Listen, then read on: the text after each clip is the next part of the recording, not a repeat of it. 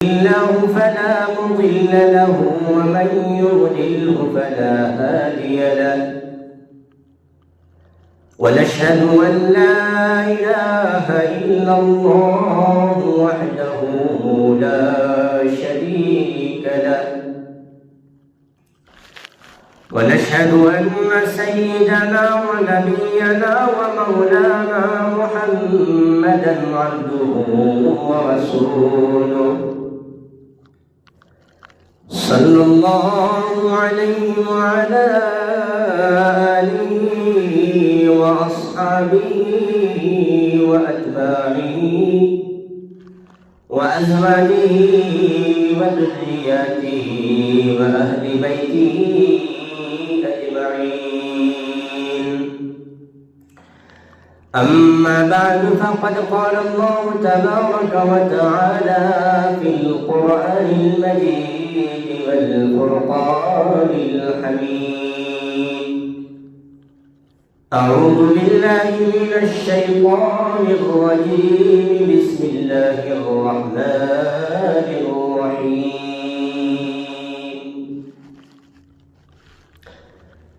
يا أيها الذين آمنوا قوا أنفسكم وأهليكم نارا وقودها الناس والحجارة عليها ملائكة غلاظ شداد لا يعصون الله ما أمرهم ويفعلون ما يؤمرون. سبحان ربك رب العزة عما يصفون وسلام على المرسلين والحمد لله رب العالمين. حضرات محترم معزز حاضرین کرام سامعین اعزام قابل صدر احترام معزز و مکرم مہمانان عظام اور ہمارے عزیزان مکرم برادران اسلام، میرے اسلامی ایمانی بھائیوں، اللہ تبارک و تعالی کا ہم لوگوں پر بڑا ہی احسان ہوا، کرم ہوا، فضل ہوا کہ اللہ تبارک و تعالی نے پھر سے ہم تمام کو یہ موقع نصیب فرمایا، اور اللہ تبارک و تعالی نے ہم تمام کو اپنے مقدس گھر میں ایک جگہ جمع فرما کر تھوڑی دیر دین کی نسبت سے کچھ باتیں سننے اور سنانے کی توفیق بخشی اور بجماعت نماز جمعہ ادا کرنے کی توفیق عطا فرمائی۔ میرے بھائیوں، بزرگ دوستوں،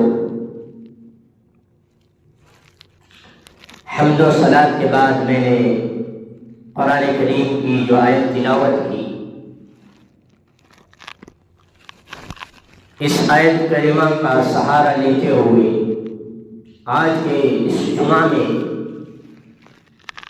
اپنے وعدے کے مطابق اسی موضوع کے تحت گفتگو کروں گا جس موضوع پر اس سے قبل جمعہ میں بات ہوئی تھی، یعنی کل صلاۃ کے ساتھ مراحل سے متعلق۔ بس دعا فرمائیں کہ اللہ رب العزت صحیح اور درست بات کہہ سکنے کی توفیق عطا فرمائے اور ہم تمام کو کہی سنی باتوں پر عمل کرنے کی توفیق عطا فرمائے۔ میرے بھائیوں، قبل اس سے کہ میں کچھ عرض کروں، میں تھوڑی سی کچھ اہم بات میں آپ کے سامنے عرض کر دوں کہ میرے بھائیوں، بزرگ دوستوں، آج ہمارے معاشرے کے اندر خاص طور پر مسلمان مرد حضرات اس آیت کریمہ پر توجہ نہیں دیتے۔ ابھی جو اذان ہوئی تھی، یہ اذان جمعے کی نماز کے لیے ہوئی تھی،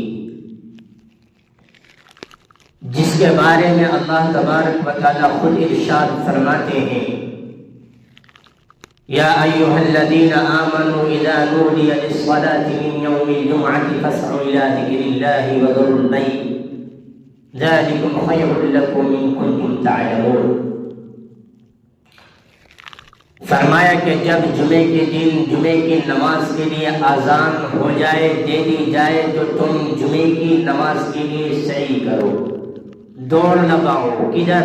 جمعے کی نماز کی طرف، مسجدوں کی طرف دوڑ لگاؤ۔ اذا نودی للصلاة من یوم الجمعہ فاسعوا الی ذکر اللہ وذروا البیع، اور فرمایا کہ تم اپنے خرید و فروخت کو بند کر دو۔ ذالکم خیر لکم ان کنتم تعلمون، اگر تم جانتے ہو، تم سمجھتے ہو تو تمہارے لیے اسی میں بھلائی ہے، تمہارے لیے اسی میں بہتری ہے۔ میرے بھائیوں، کہ آیت کریمہ چند مسلمانوں کے لیے نہیں اتاری گئی، یہ آیت کریمہ چند مسلمانوں سے خطاب نہیں کر رہی ہے، بلکہ تمام مسلمانوں سے خطاب کر رہی ہے کہ جب جمعے کے دن اذان دے دی جائے تو تم جمعے کی نماز کے لیے نکل پڑو۔ میرے بھائیوں، آج اس آیت کریمہ پر ہم عمل نہیں کرتے، آج اس آیت کریمہ کا ہم انکار کر رہے ہیں۔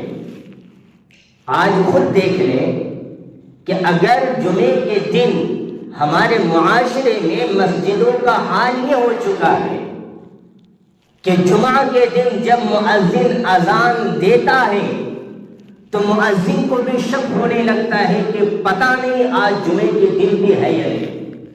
کیوں؟ اس لیے کہ مسلمانوں کا حال، معاشرے کا حال یہ بن چکا ہے کہ جو 5 وقت کی نماز ادا نہیں کرتے تو پھر وہ ہفتے میں جمعے کی نماز کے لیے آتے ہیں، وہ بھی جب خطبہ دیا جاتا ہے اس وقت۔ تو ظاہر سے بات ہے کہ مؤذن کو بھی شک ہوتا ہے کہیں ایسا تو نہیں کہ ہم جمعے کی نماز کے لیے اذان دے رہے یا پھر ظہر کی نماز کے لیے اذان دے رہے، شک ہوتا ہے۔ آج یہ حال ہو چکا ہے مسلمانوں کا۔ آج ہم آیت کریمہ کا انکار کر رہے ہیں۔ یہ الگ بات ہے کہ ہم زبان سے اور دل سے انکار نہیں کرتے۔ اگر کوئی شخص زبان سے اور دل سے اس آیت کریمہ کا انکار کرتا ہے تو وہ کافر ہے، لیکن آج ہم زبان اور دل سے انکار نہیں کر رہے بلکہ ہم اپنے عمل سے انکار کر رہے ہیں۔ فرمایا وَذَرُوا الْبَيْعَ، تمہارے لیے جو خرید و فروخت تو حلال کیا گیا تھا تم اسے حرام نہ کرو۔ اذان دے دی جاتی ہے پھر بھی مسلمان اپنے خرید و فروخت میں لگے رہتے ہیں، اپنی مشغولیات میں لگے رہتے ہیں۔ جب فرما دیا گیا کہ جمعے کی نماز کے لیے جب اذان دے دی جائے تو خرید و فروخت بند کر دو۔ کیوں؟ جمعے کی نماز کے اذان کے بعد اگر خرید و فروخت کرتے ہو تو یہ تمہارے لیے حرام ہو جائے گا۔ آج مسلمان جس چیز کو اللہ نے ہمارے لیے حلال کیا ہے آج ہم اس کو اپنے اعتبار سے اسے حرام کر رہے ہیں۔ آج ہم اس بات کو سمجھتے ہیں، آج مسجدیں ویران نظر آ رہی ہیں۔ میرے بھائیوں، آپ جب مدینہ اور مکہ پہنچیں گے، اللہ کرے کہ تمام مسلمانوں کو اس مقدس جگہ کی زیارت فرما دے، آپ جائیں گے تو آپ دیکھیں گے کہ ابھی جمعے کی اذان نہیں ہوئی ہے، مسجدیں پورا فل ہو چکی ہے، پوری بھری ہوئی مسجد ہے۔ یہ عالم ہے وہاں کا، یہ منظر ہے وہاں کا۔ اللہ کرے کہ دنیا کے تمام مساجدوں کا حال یہ ہو جائے، مسجدیں پوری بھری ہوئی ہے، تب جا کر جمعے کی نماز کے لیے اذان ہو رہی ہے، وقت سے پہلے پہنچ رہے ہیں۔ اور یہاں حال یہ ہے امام بعد میں آتے ہیں، مقتدی پہلے پہنچ رہے ہیں، اور یہاں کا حال یہ ہے کہ امام پہلے سے موجود ہے، مقتدی بعد جا رہے ہیں۔ میرے بھائیوں، ہم اگر جمعے کے دن مسجد میں پہلے نہ پہنچے کم از کم جب اذان دے دی جائے اس وقت تو ہم سعی تو کر لیں۔ اللہ تبارک و تعالی ہم تمام کو اس پر عمل کرنے کی توفیق عطا فرمائے۔ بہرحال میرے بھائی بزرگ دوستو، میں نے آپ سے وعدہ یہ کیا کہ کل صراط کے ساتھ مراحل سے متعلق گفتگو کروں گا. وقت کے اعتبار سے میرا بڑی مختصر میں عرض کرنا چاہوں گا انشاءاللہ. پہلے یہ میں جان لیتا ہوں، یہ بتا دیتا ہوں کہ کل صراط ہے کیا. تو اسلامی عقائد کے اعتبار سے یہ پل جنت، قیامت کے دن جنت اور جہنم کے اوپر سے بنا ہوا ہوگا. یہ پل کہیں اور نہیں، جنت اور جہنم کے اوپر سے بنا ہوا ہوگا. اور پھر اس پل پر سے ہر انسان کو گزرنا ہوگا. جس طرح اگر کوئی انسان اس پل پر سے گزرنے کا انکار کرے تو وہ انکار نہیں کر سکتا، وہ بچ نہیں سکتا. بالکل اسی طرح جس طرح کوئی شخص موت سے انکار نہیں کر سکتا. کوئی شخص یہ چاہے کہ مجھے موت نہ آئے تو وہ کبھی نہیں بچ سکتا. کیوں؟ قرآن کہہ رہا ہے اینما کنتم فی بروج مشیدہ. ارے تم کہاں جاؤ گے؟ تم مضبوط قلعے میں بھی بند رہو، تمہیں موت پکڑ لے گی، تم نہیں بچ سکتے. تو جب موت سے نہیں بچ سکتے، ہم موت کا انکار نہیں کر سکتے، بالکل اسی طرح پل صراط سے انکار نہیں کر سکتا. پل صراط سے گزرنا ہوگا. تو میرے بھائیو، یہ پل صراط جنت اور جہنم کے اوپر سے بنا ہوا ہوگا. اور جب انسان گزریں گے تو جیسا اعمال ہوگا ویسا انجام بھی ہوگا. فرمایا کہ یہ پل صراط کی کیفیت کیا ہوگی؟ فرمایا نبی اکرم صلی اللہ علیہ وسلم ارشاد فرماتے ہیں کہ یہ پل بال سے بھی باریک اور تلوار سے بھی زیادہ تیز ہوگا. ایسے پل پر سے ہر انسان کو گزرنا ہوگا. آج ہمارے ہاتھ میں، پاؤں میں اگر یہ کلہاڑی لگ جاتی ہے، بلیڈ لگ جاتا ہے، فوراً کٹ جاتا ہے. اس سے انسان ڈرتا ہے، بھاگ جاتا ہے. اس سے کہیں زیادہ تیز اور باریک وہ پل صراط ہوگا. اس پر سے ہمیں گزرنا ہے، لیکن ہمیں اس سے ڈر نہیں لگتا. میرے بھائیوں، پل صراط کی یہ مسافت کیا ہے؟ فرمایا اس کے بارے میں 2 روایتیں آتی ہیں. ایک روایت 3000 سال کی مسافت ہے. 1000 سال اس پل پر چڑھنے میں لگے گا اور 1000 سال اس پل پر درمیان میں گزرنا لگے گا اور 1000 سال اس پل سے نیچے اترنے میں لگے گا. یہ 3000 سال کی مسافت ہے. اور دوسری روایت میں 15000 سال کی مسافت. 5000 چڑھنے میں اور 5000 اس پر چلنے میں اور 5000 اس سے نیچے اترنے میں لگے گا.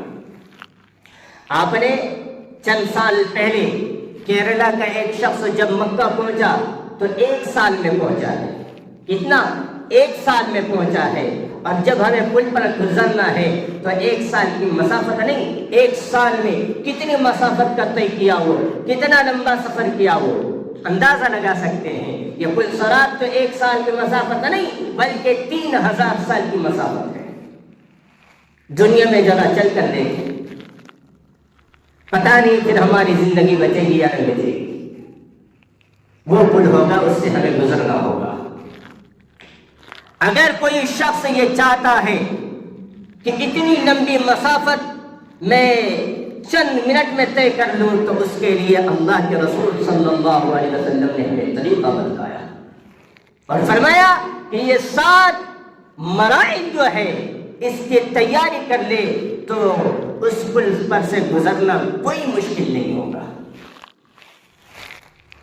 فرمایا کہ اللہ کی فرما برداری اور رسول کی اطاعت، قرآن پر عمل، قرآن کے تعلیمات پر عمل، احادیث پر عمل کیا جائے گا تو پھر وہ مسلمان اس پل پر سے ایسے ہی گزرے گا کہ جیسے کوئی شخص اگر گھر میں کہیں پر بھی وہ بلب جلاتا ہے، جیسے ہی وہ سوئچ آن کرتا ہے ویسے ہی روشنی جل جاتی ہے، بالکل اسی طرح اس سے کہیں تیز وہ مسلمان جو اللہ کی اطاعت، اللہ کی فرما برداری، رسول کی اطاعت اور قرآن پر عمل اور احادیث پر عمل کر رہا ہو، وہ شخص ایسے ہی گزر جائے گا، پلک جھپکتے ہوئے گزر جائے گا۔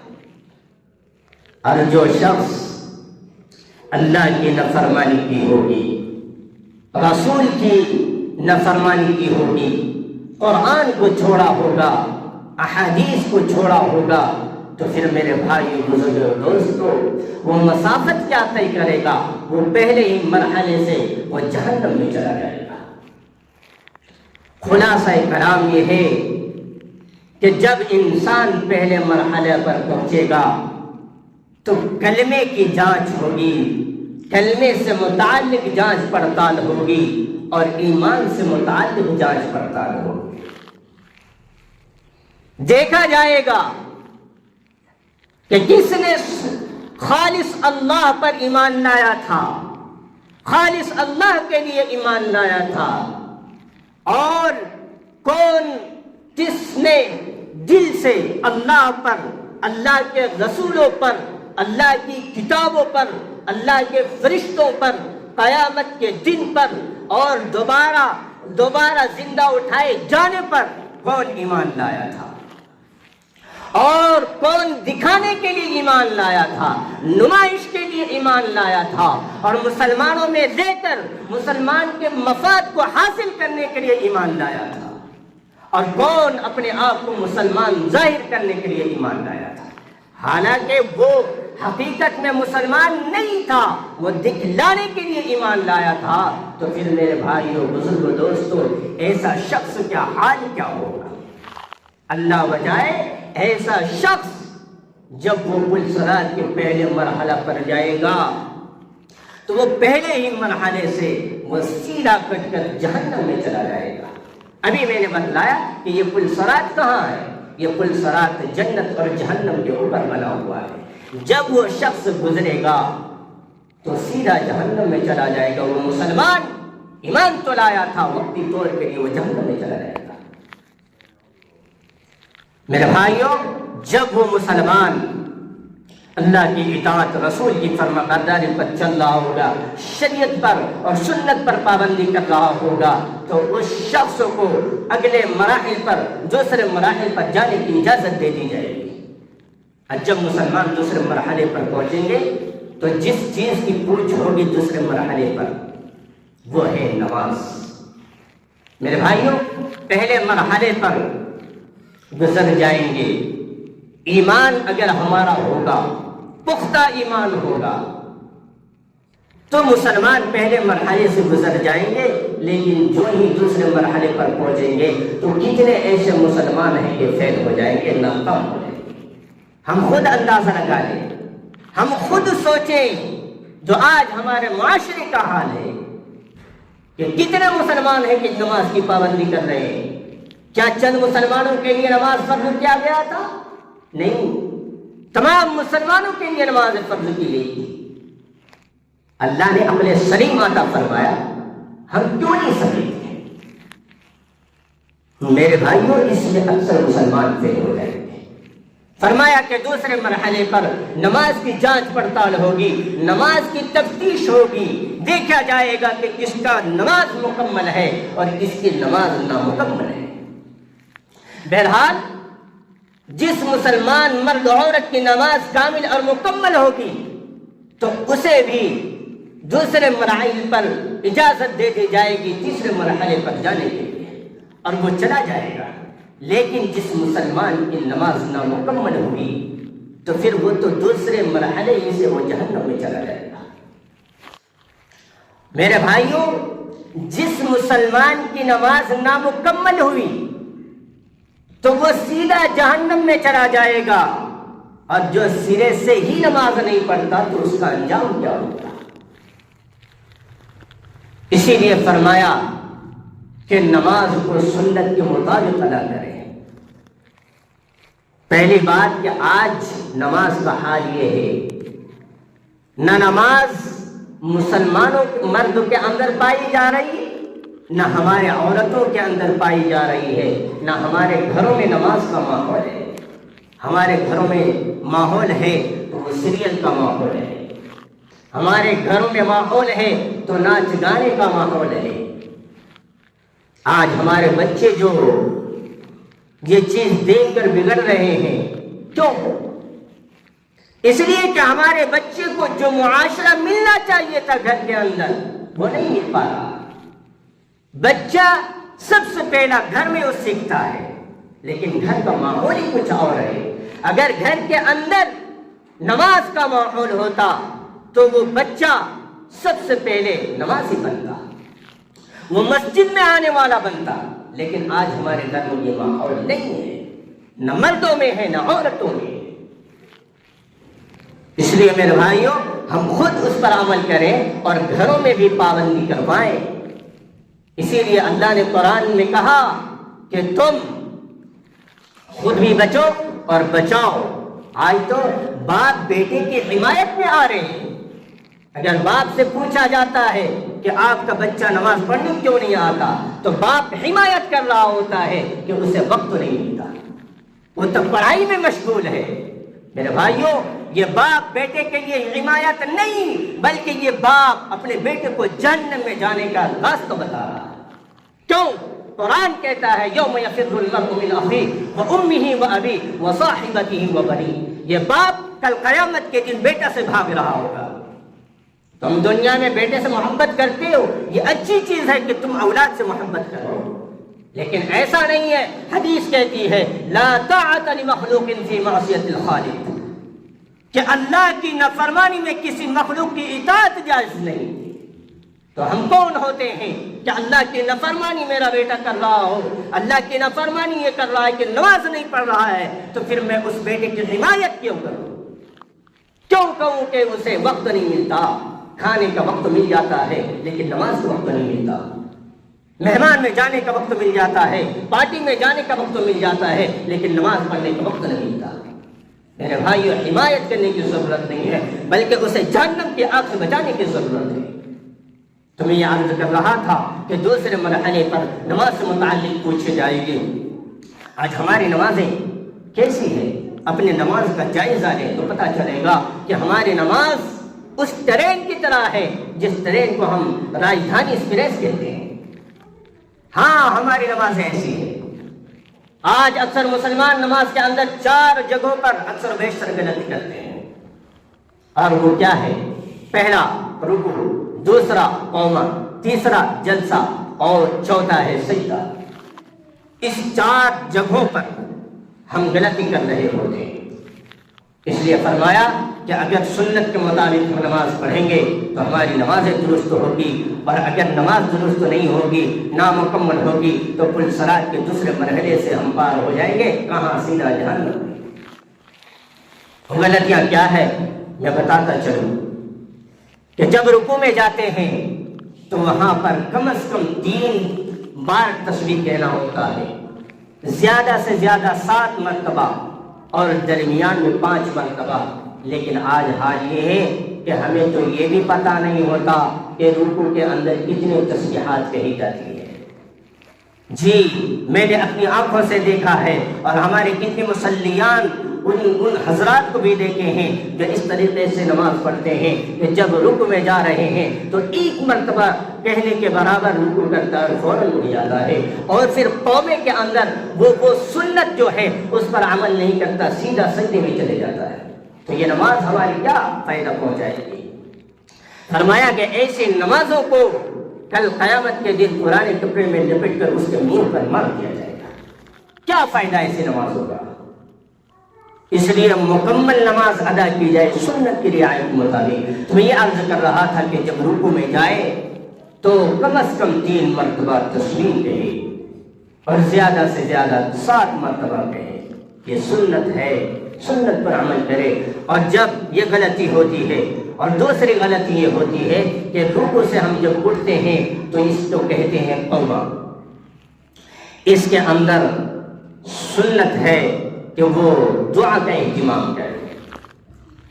ہم رکوع سے اٹھتے ہیں تو کہتے ہیں ربنا لک الحمد ربنا ولک الحمد، اس کے بعد ہے حمدن کثیرا طیبا مبارکا فیہ۔ اگر کوئی جگہ پر امام اس پر عمل بھی کر رہا ہوتا ہے تو مقتدی حضرات سوال کر دیتے ہیں یہ کیا ہو گیا کہ رکوع کے بعد یہ کھڑے رہ جاتے ہیں، کیوں اسے پتا نہیں، تو پھر سوال قائم ہو جاتا ہے۔ اس لیے تعلیم ضروری ہے، ہمیں معلوم نہیں تو آج ہم سوال کر رہے ہیں، اگر معلوم ہوتا تو سوال نہیں کرتے۔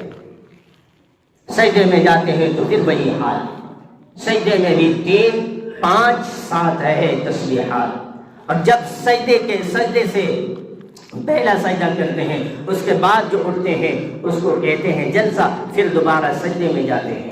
تو سجدے کے جلسے میں بھی ایک دعا ہے جسے کہتے ہیں رب اغفر لی وارحمنی واہدنی وبارک لی واہدنی وارزقنی، یہ دعا ہے، اس کا اہتمام کیا جائے۔ اور میں یہ عرض کر دوں کہ یہ دعا سنت ہے، کوئی فرض نہیں ہے۔